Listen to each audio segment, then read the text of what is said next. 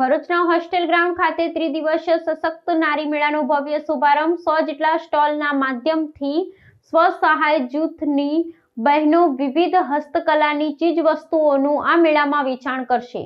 વડાપ્રધાન નરેન્દ્રભાઈ મોદીના આત્મનિર્ભર ભારતના સંકલ્પને સાકાર કરવા તથા મહિલા સશક્તિકરણ સ્વદેશી વિચારધારા અને ઉદ્દેશ્ય સાથે રાજ્ય સરકાર દ્વારા આયોજિત રાજ્યવ્યાપી સશક્ત નારી મેળા અંતર્ગત ભરૂચ શહેરના હોસ્ટેલ ગ્રાઉન્ડ ખાતે તારીખ 19 થી 21 ડિસેમ્બર દરમિયાન જિલ્લા સ્તરીય ત્રિદિવસીય સશક્ત નારી મેળાનો શુભારંભ ગુજરાત સરકારના રાજ્યમંત્રી અને ભરૂચ જિલ્લાના સહપ્રભારી મંત્રી સંજયસિંહ મહેડાના હસ્તે કરવામાં આવ્યો હતો।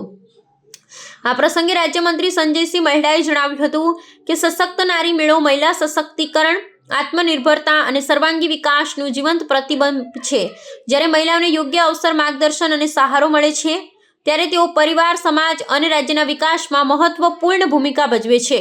બહેનોમાં રહેલી અદમ્ય સૃજન શક્તિને ઉજાગર કરવા માટે ગુજરાત સરકારે સશક્ત નારી મેળાનું આયોજન કર્યું છે। મંત્રીએ જણાવ્યું હતું કે આ મેળામાં મહિલા ઉદ્યોગ સાહસિકો, સ્વસહાય જૂથો, લખપતિ દીદી, ડ્રોન દીદી, મહિલા ખેડૂત અને સહકારી સંસ્થાઓ દ્વારા તૈયાર કરાયેલી સ્વદેશી ઉત્પાદનો આત્મનિર્ભર ભરૂચની ક્ષમતાનો પુરાવો આપે છે।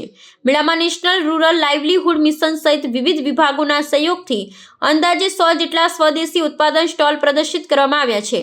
તેમણે ઉમેર્યું હતું કે સ્વસહાય જૂથો મારફતે મહિલાઓને રિવોલ્વિંગ ફંડ, બેંક લોન અને કોમ્યુનિટી ઇન્વેસ્ટમેન્ટ ફંડ જેવી આર્થિક સહાય આપવામાં આવી રહી છે, જેના પરિણામે મહિલાઓ આજીવિકા ક્ષેત્રે સ્વાવલંબી બની રહી છે।